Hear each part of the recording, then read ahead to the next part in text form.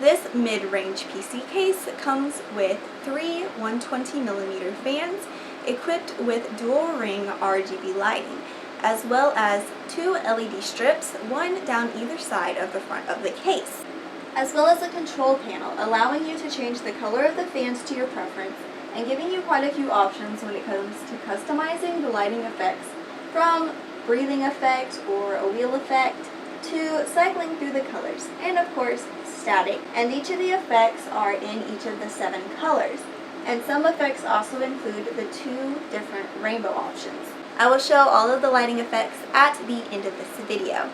I guess I'm a little boring here. I prefer either the static rainbow or the static blue to match the rest of my build. I don't care to see all the flashing lights out of the corner of my eye when I'm using my PC. That's not saying anything bad about this case, that's just a personal preference. There are many options to choose from when it comes to the lighting effects. To change the lighting effects, you use the lower button on the iOS panel. So whenever you're trying to look for a certain effect, you may sit there and cycle through the effects for a while before you find the one you're looking for. The other button on the iOS panel is to control fan speed. There are 3 different control options for the fans: high, low, and off. I'm not sure most people will actually use the fan controls. I feel like we'll just mostly leave it on high. But if you really wanted to, I guess you could use high for gaming or anything that will potentially stress your computer, or low for just watching shows. And I guess for someone like me, when I'm making a video, I'm usually sitting in front of my computer, so now I have the option to turn the fans off and minimize the fan noise in the background. That being said though, the fans are quite quiet, so that's not too big of a deal. The fan noise that you are hearing mostly comes from my two fans in the back that are on my AIO radiator. And also, I am just ditzy enough to forget to turn the fans back on and end up starting editing or gaming, and obviously that could end up being an issue. Also worth mentioning here is that the power button is very easy to accidentally press when you're messing with the lighting and fan settings.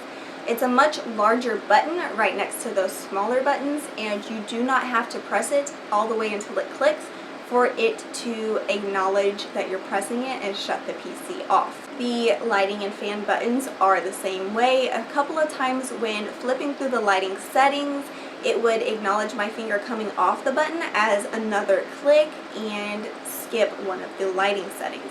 So that could be a little bit frustrating when you are trying to get to a certain light setting and it ends up skipping it, and you have to go through all the settings again to get back to the one you want. This is a really small issue, and honestly I might be getting a little nitpicky here. Also located on the iOS panel, you have two USB 2.0 ports and two USB 3.0 ports, as well as an audio in and out. When I saw pictures of the case online, I was not too sure about the large Game DS logo at the top front of the case, but upon initial review of the case, I partially changed my mind. The logo looks pretty cool. It is very edgy with the LEDs and the font choice. The problem here is that it only looks good with some of the RGB lighting choices that are available for the fans.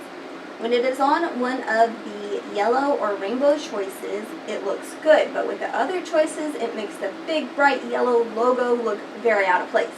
And the yellow on the logo doesn't exactly match the yellow on the fans either. I usually set all of my lighting choices from my PC fans to my peripherals to blue, so the big yellow logo doesn't quite work too well in my case. You have the option to switch the logo panel and the iOS panel, so that if you're not too into the large logo, at least it's not at the top of your case. Also, depending on where you put your case, up on the table or on the floor, it can help with cable management. If your case is on the ground, then you may want the iOS panel on top in order to easily get to your USB ports and audio ports and buttons. So overall, the Game DS logo would be fine if you could change it with the other RGB settings. I just don't like that it's just stuck yellow. But I guess you could also unplug it and just have the logo unlit if that was more to your preference as well. The case's front LED strips support motherboard sync, which can synchronize all of the lighting within your case. You hold down the light effects button for 3 seconds and it synchronizes all of the lighting in your case. But I haven't got to toy with that as my motherboard is not compatible. There is a magnetic dust filter at the top of the case and a slide-in dust filter under the power supply. There are no dust filters in the front or the back of the case. Though I don't think this will be an issue, obviously you want to minimize the amount of dust getting into the case. The magnetic dust filter is quite convenient. It is very easy to take off and clean, and you also see that there's dust sitting on top, so it reminds you to clean it more than a dust filter inside the case would. Another great feature about this case is the swing open side glass panel. It swings open on 2 hinges and shuts with 2 screws. For further ease when modding inside the case, you are able to easily take the glass panel off. Getting the side panel off of the hinges the first couple times was a little bit difficult, but I realized that holding it above the hinges on one side and the opposite bottom corner, while it's only partially open, you are able to quite easily wiggle it up and off of the hinges. The glass side panel doesn't quite line up with the metal on the side of the front panel. At first I thought maybe I had aligned something wrong, but when I put the screw in, the screw went in properly. So that tells me that this is just how the case is. To me it looks a little off and I would have preferred it to have been aligned. The tempered glass side panel is really dark, so you can't really see the components of your computer through the glass unless they light up. I would have really preferred to have been able to see what's inside my computer a little better through the glass siding, especially my vertically mounted graphics card, which of course is not lit up. I am a little torn here though, because the dark glass is aesthetically pleasing. I don't think that if they would have put clear glass in the front and sides of the case, it would have gone with the dark, edgy look that the case has going for it. But also there's little point in having a glass side panel if you can't see through it. Maybe if they would have made the glass a shade or two lighter, they still would have been able to keep the aesthetic of the case, but also make it more functional. Also, I do think that if I add LEDs and also brighter lit fans in the case, I will be able to see through it better, as the lit components do show through at least a little bit. And also the trapezoid shaped glass on the front of the case is just as dark, but the fans show through just fine because they are so bright. As I mentioned, I have my graphics card vertically mounted, as that is one of the cool features with this case. I already had a graphics card riser as I was using it with my old case. That being said, in my other case, there was a major problem with not getting enough airflow to the graphics card when it was vertically mounted, as it was too close to the side glass plating. So of course, I was worried about that happening again with this case, and immediately decided to run some temp tests. When playing games and running in-game benchmarks, the highest that my 980 Ti got was 81 degrees Celsius.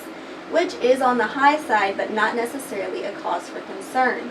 When running Unigen Haven GPU stress test, my GPU got up to 79 degrees Celsius, and that's just with running the 3-ish minute long benchmark. When just letting the software run at a loop, it got up to 83 degrees Celsius. Again, on the high side, but doable. I let everything cool down again and reran the stress test with the glass panel open. As with my old case, I had to keep the glass panel off if I wanted to keep my graphics card vertically mounted. And this made minimal difference, only dropping the temperature by 2 degrees to 77 degrees Celsius. Keep in mind that this is at 99% GPU usage, so not exactly a walk in the park for your graphics card. Overall, I would say that there is adequate airflow throughout this case, especially when you compare it to my old case, which would get up to 91 degrees Celsius and blue screen with only minutes of gameplay. One problem I do have with this case is that you have to tear off the slots where you put your graphics card. Some screw-in slots would have been really nice. As a tech reviewer and YouTuber, I would have loved to have been able to test the look and temperature of the graphics card mounted horizontally versus vertically in this case. But it's just not worth permanently changing the case to do it. So that is a little bit disappointing. There are 2 places for hard drives and 2 places for SSDs in this case, which is exactly what I had in my build. So that is good, but then if I needed to add more storage, there's not a lot of options for that. Which brings us to cable management. There are ample holes in the back of the case to bring cables forward to connect to the motherboard. I was able to make the components of the case that are seen look quite nice, especially with the slots at the top above the motherboard that I was able to run my CPU cables through, as well as my AIO fan cables through. Around to the back of the case, the cable management was a little bit tight. The cables coming from my power supply are quite chunky, so they were a little bit hard to finagle into all the little creases in the back of the case. Also, the SATA cables had just enough room to kind of curve around to where the case would close nicely. But having some SATA cables with a 90-degree connector on them would probably help that a little bit. There are quite a few nooks in the case where you can tuck cables away. In the front of the case, under the lighting control panel, there is space, as well as above and beside the hard drives and by the power supply. So it seems like enough room. It's just with those chunky cables, it still ends up being a little bit tight and hard for the back part of the case to get on and close, much less actually look nice. Putting the 2 fans in the top of the case while having my AIO radiator on the back of the case was a bit of a tight squeeze. I could flip my AIO radiator around, but then the hoses would be right on top of everything in the build, and that just wouldn't look nice. Overall, everything does really fit nicely in the case, and other than that, nothing is squished. Everything has plenty of room and plenty of space for airflow. Overall, this case hits the 3 main points: looks, functionality, and unique extra features. The Talos M1B mid-tower PC case looks great. From the unique design of the trapezoid-shaped front glass, partially covering the front fans, but letting the fans still have an outlet to blow out air, to the side LED lighting on each side of the case, and the sleek look of the side glass panel. It's functional with adequate airflow and plenty of slots to run your cables through. And it seems quite sturdy. I mentioned a few negatives about this case, but they really are very small. Overall, this case just really works. Just putting in this case makes me feel like I have an all-new build, even though all of the components inside are still the same.